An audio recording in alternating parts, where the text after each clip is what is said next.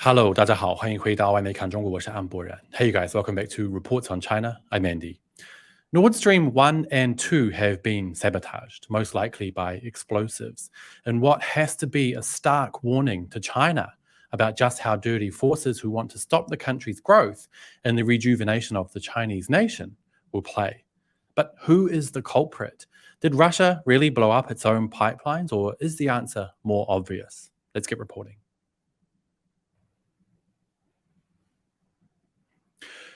First things first, I just want to say that anyone who believes that Russia blew up its own pipelines, the very bargaining chip it has in ensuring Russia can prosper amid massive Western boycotts, is at least 1,000 times crazier than they assume Putin to be.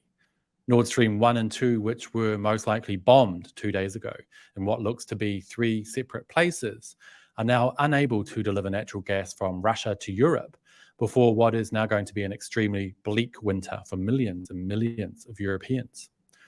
Those pipelines, while they weren't delivering gas at the time of the explosions due to a political standoff, were Russia's major bargaining chip in this whole mess.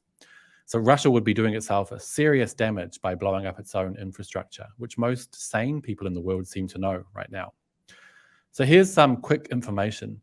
Nord Stream 1 and 2 are both located up to 110 meters below the surface, making it impossible for amateur players to sabotage them. On top of that, the pipes are made of high quality steel and encased in concrete, so penetrating them would be no easy task. Now, that means it has to be professionals behind this, most likely a state with submersible vehicles and extensive knowledge of explosives. So, who could that be? Well, most sane people are pointing to the most obvious culprit, the USA. Although I must stress that there's absolutely no solid evidence at this point, we just don't know. But it's extremely important to see who would stand to gain from such an act, and the answer is the USA. Now, as I've said many times on this channel before, the government of the USA knows full well that it's a falling power and that the unipolar world Washington's imposed on the globe for decades is quickly coming to an end. China is a massive threat to Western dominance. And when you look at the massive successes coming from China in just the past 40 years, from lifting hundreds of millions out of poverty to becoming the second most powerful economy in the world, to lifting the average age of its citizens much higher than the USA, to saving the lives of perhaps millions by enforcing a strict zero COVID policy, it's no wonder the USA is scared. Add to that the fact that China has achieved all of this and more without invading or bombing a single other country. And it's not hard to see why Western oligarchs don't want the average citizen to know that there's another way of doing things, that the West's idea of liberal democracy isn't necessarily the be-all and end-all. Russia is a big part of that, and Putin has been pushing hard for a multipolar world order, where governments aren't dictated to by the US and its allies, where others are allowed to stand up and do things their own way, where nations like China, Russia, India, and Brazil, home to billions, are not bound by Western rules that benefit no one but the Western elite.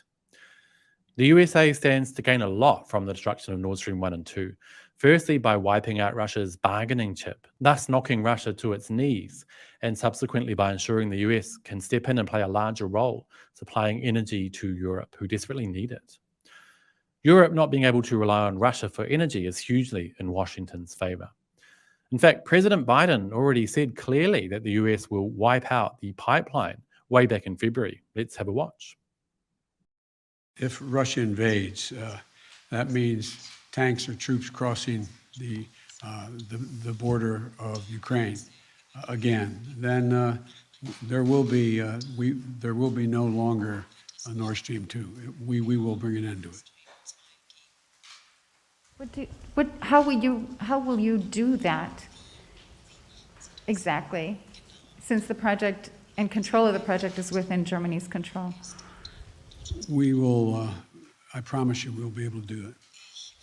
It's quite interesting to watch the media skirt around the issue. It seems that everyone suspects the USA and that everyone knows what the dying world power is capable of, but no one's willing to admit it openly. Check out this headline from CNN. Mystery leaks hit Russian undersea gas pipelines to Europe.